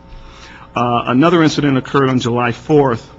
And this is the incident involving the West LA doctor where he pulls in front. Canyon. Yeah, where he pulls into the front of those. That particular incident, he's been found guilty of 6 felonies, including ADW with the vehicle, as well as mayhem. At the moment, Absolutely. And the his sentencing is still pending. November 11th, I happened to personally receive an email from Mr. Ted Rogers from bikinginla.com regarding an ADW with a vehicle road rage type incident in West LA. The information that he provided me was third, fourth party. He didn't have all the facts. He got us names of individuals that were involved. After an extensive follow-up by one of my lieutenants, Lieutenant Torsney, it was determined that a crime did occur. ADW with the vehicle report was completed. The follow-up identified the particular driver of the vehicle. Arrest was not made, but the case was presented to the district attorney's office, and the district attorney declined to file charges, but it's been referred to the city attorney's office, and that's still pending for possible misdemeanor charges. November 27th, incident recently in downtown Los Angeles. 4 riders were stopped regarding not having a light on their bicycles. As a result, there was allegations of a use of force and discourtesy. There is a personnel complaint investigation that has been initiated, and that investigation is ongoing as we speak. Since the last meeting, there were some concerns about actions of the Los Angeles Police Department. What are we doing to address some of these concerns of cyclists, with police actions and enlightening police officers about some of the rules and regulations about cycling? To address this concern, myself and Captain Allen have met with the executive director who was here speaking earlier, LA County Bicycle Coalition and her staff, and we discussed issues to help resolve some of these issues and working in partnership with the bicycling community. Prior to the motion that the council initiated, the department, in partnership with the Department of Transportation, produced a bicycle safety training video, and that was a while back. In 2007, deployment period 8 was the last time that video was shown as roll call training. However, it contained various issues regarding bicycle safety, vehicle codes, and the related things, and it was a very good video, but it had not continuously been shown. But what we're doing now is to have that video made available on LAPD online on our website, to where that could be looked at by whomever to get insight about those bicycle safety rules. Now, if I'm a bicyclist and want to know what the safety rules are, how do I get that? I go online? Yeah, it's not on there yet, but it's in the process. We're going through all the approval processes to make all these things happen. When it happens, will you let us know so we can let the public know? Absolutely. We've created an e-learning course, and basically what that is a roll call training course online on bicycle rights and the development and rights that has developed and can be implemented immediately after the department approves it. And also, we'll get with LA Bike Coalition and LA Bicycle Advisory Committee members to let them take a look at it before we, go live with it to get their input. The course consists of a 7.5-minute training video, which is narrated by LAPD bicycle officers. There are approximately 17 slides pertaining to various bicycle laws. How many bicycle officers are there? You know what? I don't know what that number is. There's several, and it Get it back depends. to us. I'd like to know. Okay. Because I did talk with our new chief Beck about cycling and cycling issues, and he said we have a bicycle group. He was going to meet with them, and obviously I want to plug them into this process because I still have a bad taste in my mouth out of a few of the incidents where bicyclists have been. Yeah, there's a significant number. It varies from division to division. They're a critical part of our department. Frankly, what they can do 2 things. One, they can help create the module in the training academy for all officers to understand bicycle bill of rights and bicycles' role in our community, so they're much more sensitive to bicyclists in a positive way, which I'd like you to get back to the chief on that. That's something I request that they put together. If I need to do a motion, I'll do a motion on that. But we informally talked about that. And so your new chief has a tremendous appreciation of the cyclists, and I want that to be demonstrated as we go forward. Yeah, the video, the bicycle officers are involved in that, where they're part of that training process, providing that information. But additionally, there's 15 PowerPoint slides, an additional part that will be added pertaining to policing mass cycling events. And that's, to be fully reviewed and approved, and it will go into the e-learning once all that it gets through that process. The training focuses on pertinent vehicle codes and LA municipal codes. The training also informs officers of bicyclist rights and responsibilities as well. Sworn personnel at the rank of lieutenant below will be required to complete the e-learning training. And the department will also seek post-certified training on this to see, get certification from post, so maybe this can go statewide. So surrounding cities and other cities throughout the state will have similar training where everybody's on the same sheet of music and dealing with cyclists. Also, we're going to implement standardized quarterly supervisor training to deal with these issues as well from the supervisory level where they clearly understand what's going on. We've completed a draft special order that has been that's pending approval as some of these other things. But the order will designate the commanding officer of Emergency Operations Division as the department bicycle liaison, and his responsibilities would include ensuring up-to-date information is disseminated to department personnel, maintaining and promoting a continuous liaison with members of the cycling community and other organizations, promoting bicycle safety and or enforcement, coordinating the development of bicycle education programs for both officers and the public, and will be the department liaison with other city entities and outside agencies regarding bicycle issues. These people will include, but not limited to, LA Bicycle Advisory Committee, Los Angeles County Bicycle Coalition, LA DOT, citizen groups and clubs, and various bicycle advocates. So this is still in the approval process, but the Commanding Officer in Emergency Operations Division has traffic coordination section under his command, and they're the ones that deal with all the traffic-related stuff. And so I think he would be the best individual for that role and responsibility. But again, that's in that approval process, and that was a recommendation that was made.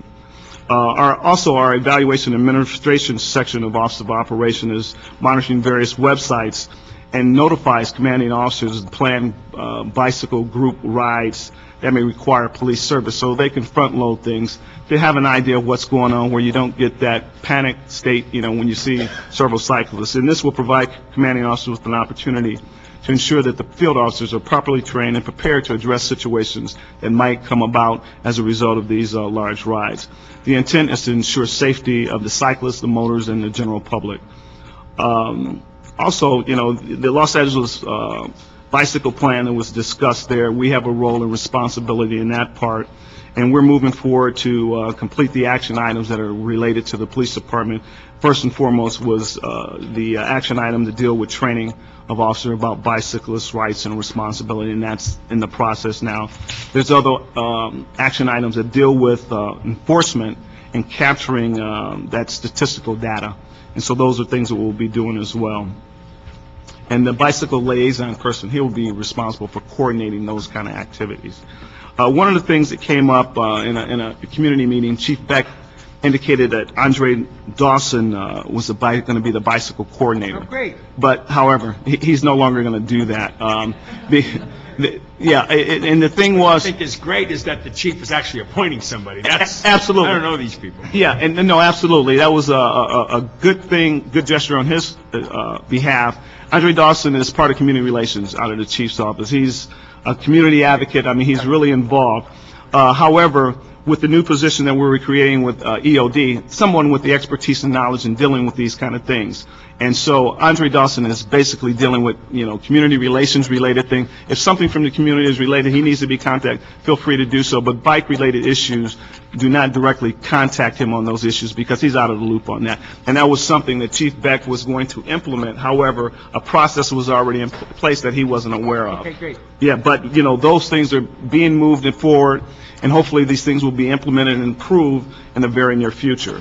And so, pretty much that's it and where we stand right now. But the effort is being made to correct these issues. Before, there'll be some public comment, I think, on this. I do want to report back in 60 days. I'm not going to let anything fall through the cracks on this, okay? And it's very critical to me that we get answers to some of the questions of those instances, where we don't have it. And also, when you report back in 60 days, some of the things we talked about, I'd like to see where we are with that.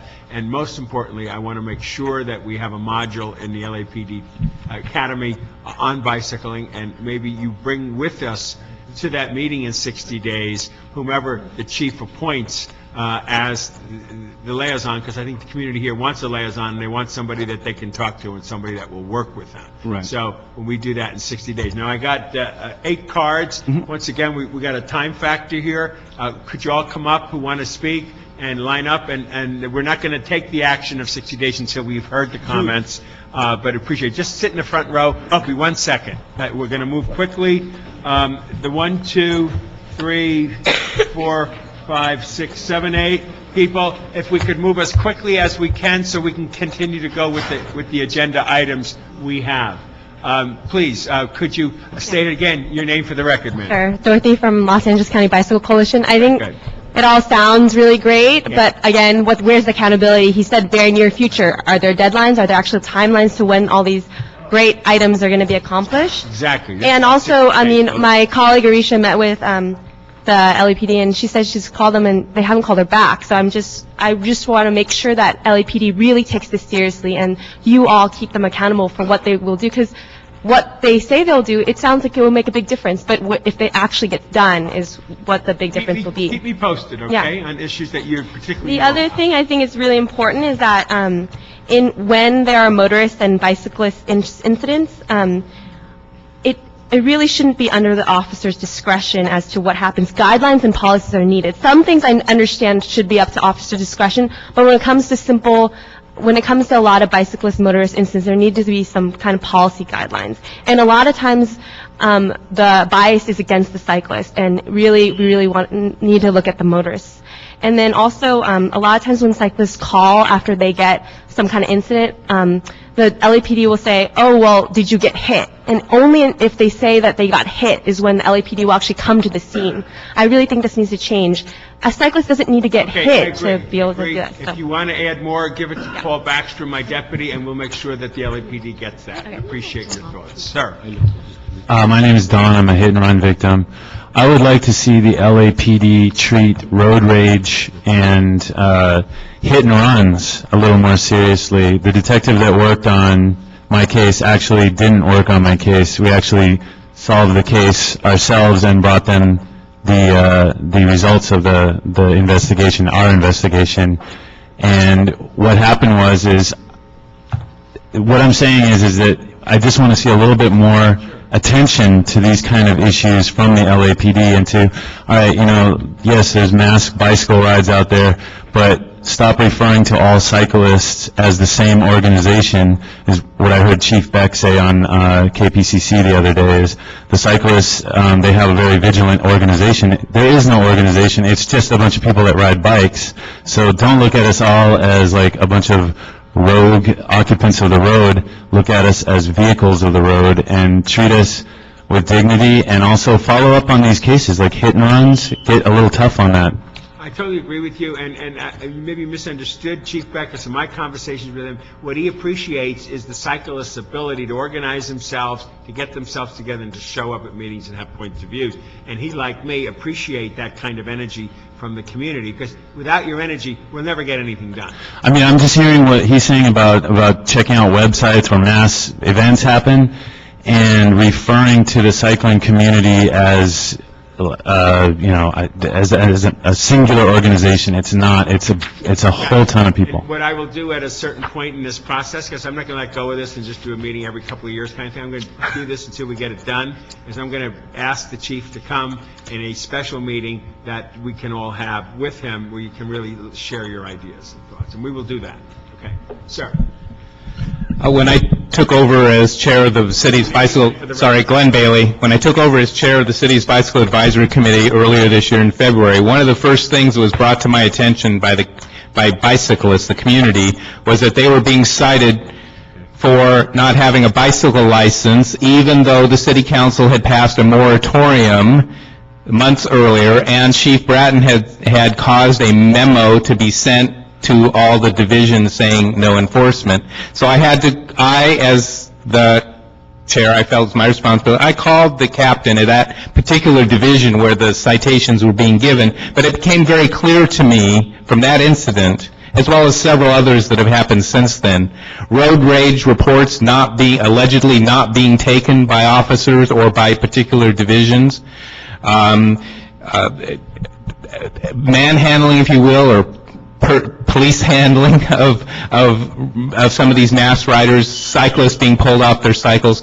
What's important? So Commander Greer came to the August meeting of the Bicycle Advisory Committee at my invitation. I thank Commander Greer for doing that. We need someone from the Office of Operations, someone at high level, above all the divisions, to sort out this lack of communication, miscommunication, misunderstandings, and we need a liaison with an alternate. If that liaison's not available, there needs to be somebody else who's there. Stay with us, work with us, let's make it happen. Thank you. Okay. Sir.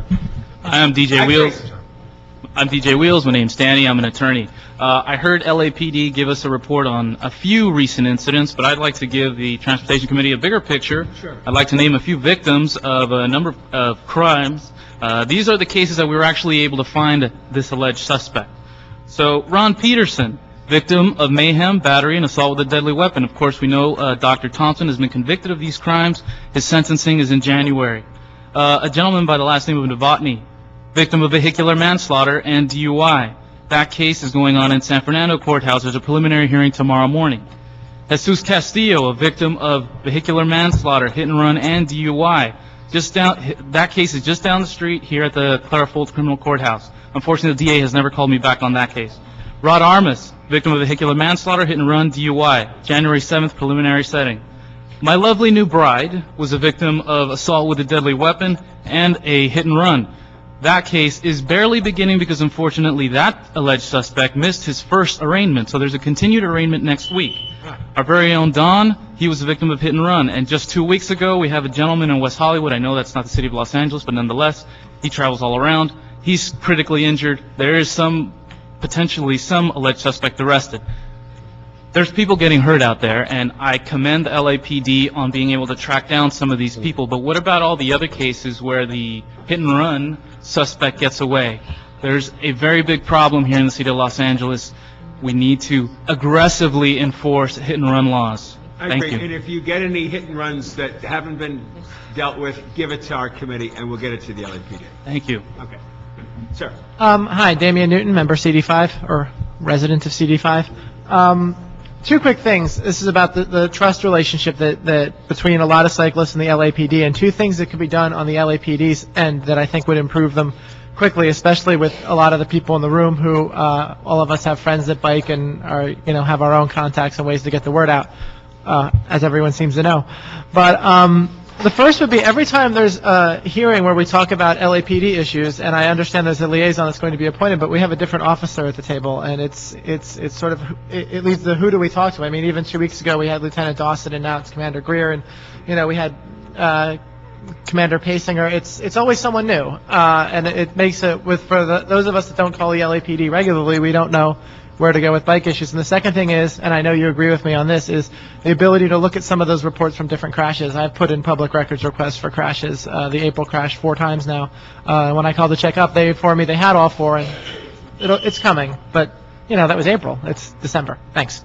I appreciate your comments, and we do need a liaison that is a person we can, almost like a senior lead officer is to give a neighborhood, someone everybody knows, they can contact, they have a cell phone number, and can stay close to. And that'll be something we'll recommend to the chief, and we will have him at some kind of a meeting where we can lay this all out again. Thank you. Yes, sir. Alex Thompson, Bike Riders Collective. I want to say what Glenn said, is that we want a liaison on the 10th floor with the chief. We don't want, second floor, third floor. We want 10th floor. And I'll give you 3 good reasons why in increasing importance. That incident that Glenn talked about having to deal with when he first became chair of the Bicycle Advisory Committee, I have a trial by written declaration out there personally because I was cuffed for photographing that incident. So it goes on, the process. So while some people had their tickets taken care of, mine not. Andres Tena, the kid who was hit by the Hummer, he's been put up on, or at some point was put on vandalism charges for hitting the Hummer. So something's not right. And finally today, at Santa Monica and Vine, the report is that a cyclist was killed. Oh, no. So, those are my reasons. Thank you. Ma'am. Wow, that's okay. So there was a lot of talk about educating cyclists, but my friends really do not ride because they don't know the rights and responsibilities. They don't ride because they're scared of the drivers on the road. There is a lot of manpower by the LAPD put towards searching bike-related events online and finding out what's happening and where do they go out to chase down the cyclists. But not towards addressing road rage, what we're all talking about. I really want to see bike stinks all over Los Angeles. I want to see police ticket drivers who harass cyclists. When I get things thrown at me, when I get yelled, honked at, laid on the horn for blocks at a time, I want to see LAPD target those drivers, and I want to see money put towards a PSA on TV, on NBC News, where millions of people are watching how drivers should behave around cyclists and how they need to respect cyclists and need to respect the lives of others, regardless of how much of a hurry they are in. Thank you very much. Sir. Hi, my name is Jeremy Grant. I believe that there needs to be a personality change in the LAPD. As a native LA cyclist, all year round, I've become accustomed to being harassed by the police, being tailed by the police for miles, being pulled over and harassed for not having a bicycle license, for forgetting to turn on my bicycle light. I mean, I've been almost physically threatened by, like them coming. I've witnessed cyclists being thrown to the ground because they couldn't stop in time for the officer telling them to stop. It's hard to stop on a dime on a bicycle when you're going 20 miles an hour. We should be feeling the protection of the LAPD and not the profiling. And the brutality incidents, it's just horrible. If we want to make this the greenest, safest city, in the nation, we need to kind of start on who's protecting our rights, and you kind of have to give us our rights. Put the Bill of Cyclist Rights in the bike plan. It's not even in there. Thanks. I want that Bill of Rights in the bike plan, folks. Okay, we're going to move on that. And again, it's just very compelling to bring the chief in and have a special meeting where he can have his top people and hear this himself, which I think would be very good for the department. Great idea. Go for it. The beginning of Stephen Box, I live in Hollywood. The beginning of a great working relationship sometimes starts with a welcome mat outside as we arrive. And at the new $500 million LAPD headquarters, you'll find bike racks that just simply violate every standard that there could be for a bike rack, including crime prevention through environmental design. So these would be put there by someone who wanted to steal your bike or who wanted to mug the person parking a bicycle there. They're hidden behind a wall, behind the bushes, and then out of sight. There's absolutely nothing about these bike racks that warrants the name bike rack. And interestingly enough, they're right under the window of the LADOT, who looks across the street down on the construction of this particular facility, and then, in fact, has, according to the bike plan, some responsibility for communicating with the other departments on how to do something so simple as install a bike rack and include other Bikeways amenities. So it kind of speaks volumes about the inefficacy of the bike plan, past and present. We don't need more paper. What we need is a working relationship. So you see these things come out of a vacuum without the participation of cyclists. And so I met Captain Greer, met him 4 months ago, never heard from him again, never saw him again. He'll be in charge of detectives next month, if I'm not mistaken. Is that right? Congratulations. We keep seeing new faces. So I spoke to Chief Beck. He assured me that someone that answers directly to him.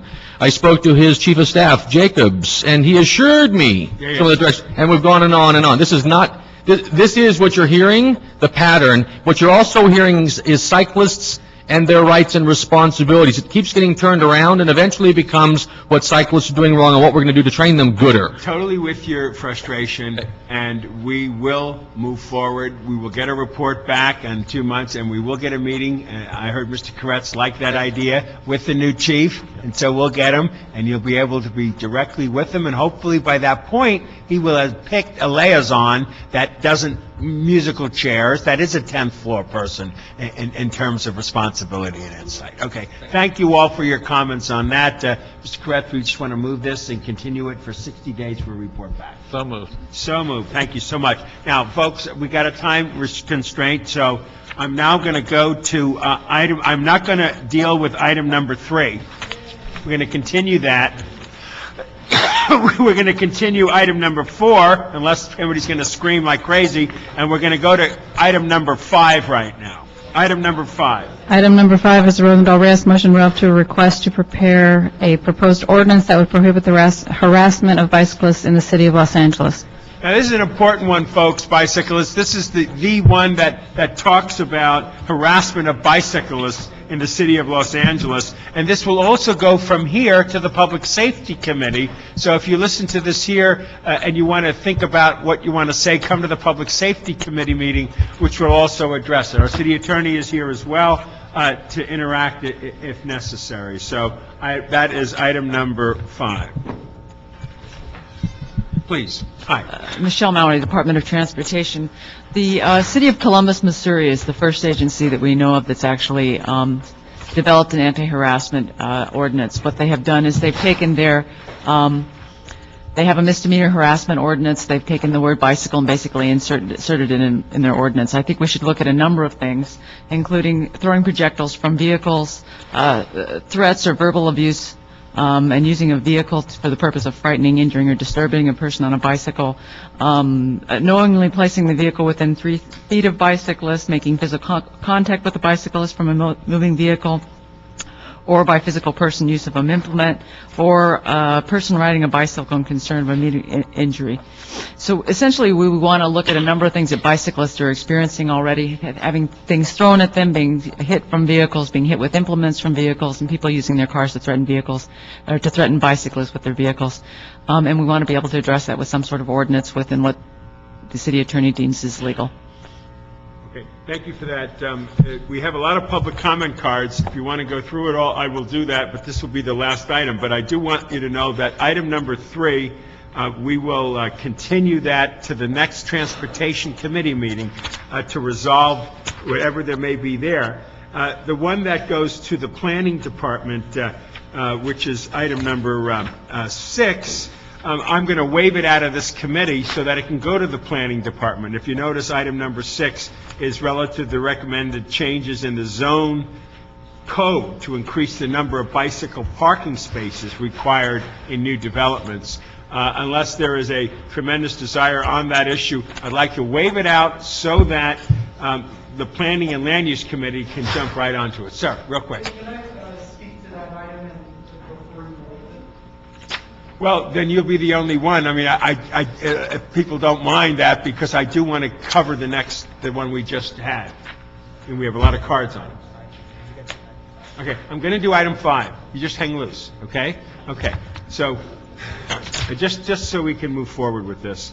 Item number 5. Okay, all of those who want to speak on it, come on up. I got 1, 2, 3, 4, 5 cards, 6, 7. Come on up.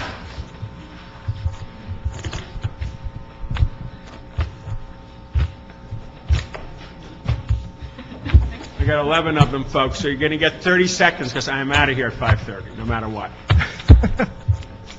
Okay, go for it. Glenn Bailey, all for it. I do know that, for one example, in Arizona, they have signs posted along the highways saying it's illegal for any vehicle to be within 36 inches of any bicyclist.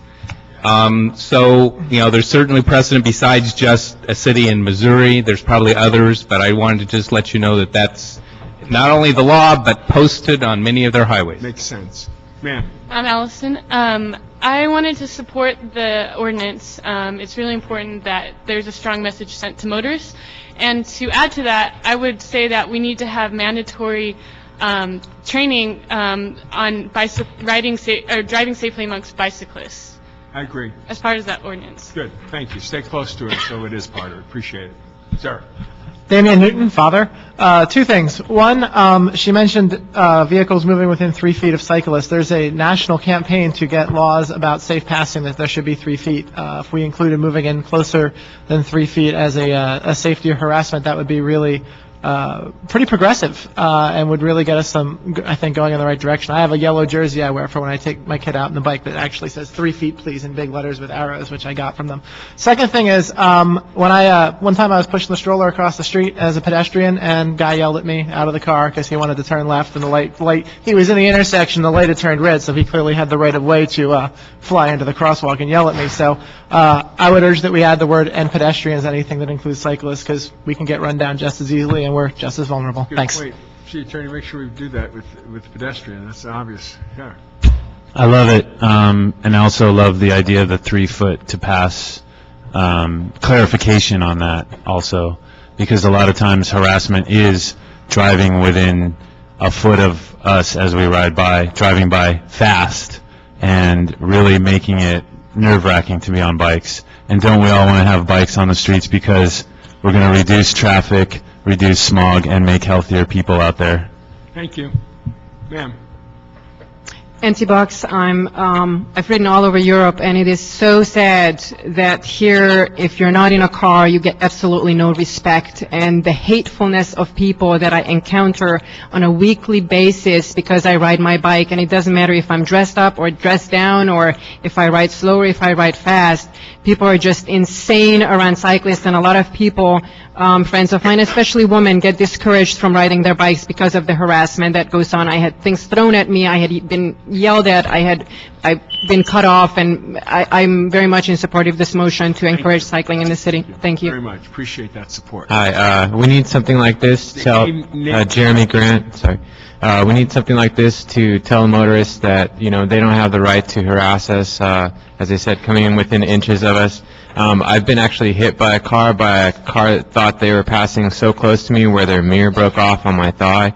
I've tried to tell police there's someone harassing me, and please help me. They're behind me, one light. They've been chasing me for miles, and the police officer laughed at me and said, "Where's your helmet?" and he took off. There needs to be something on the books. Okay, make sure you come before Public Safety Committee, too, and state this to them, because the police are there in large numbers for the Public Safety Committee, and this would be helpful for them as well. Sir. Yes, I'm Ted Rogers with Biking in LA. This has been a movement that's spreading across the country. Colorado and Massachusetts have written very strong anti-harassment laws against cyclists, or to protect cyclists. I have a list of 12 items on my website where we could change local and state law in order to better protect cyclists. So I'd like to pass that on to you. I'll email that to both of you tomorrow. Good. Okay, appreciate that. So we're finished with the item, and you want to make any comment, Mr. Koretz, and City Attorney as well? Yeah, I would imagine that there aren't more of these laws because most people don't realize the need among legislatures and city councils. This testimony is actually kind of shocking to me. I mean, I thought if it ever happened, it would be absolutely an anomaly that so many of you that are regular riders have experienced harassment and things thrown at you and people coming close. I mean, if I see a cyclist, my natural tendency is to go very slowly and pass as far as I can because I don't want to take a chance that something goes wrong and I actually pick somebody off. The fact that people would try to do the opposite and actually speed by as close as they can just to scare the heck out of somebody, if that kind of behavior is going on, we have to make a statement and make that illegal.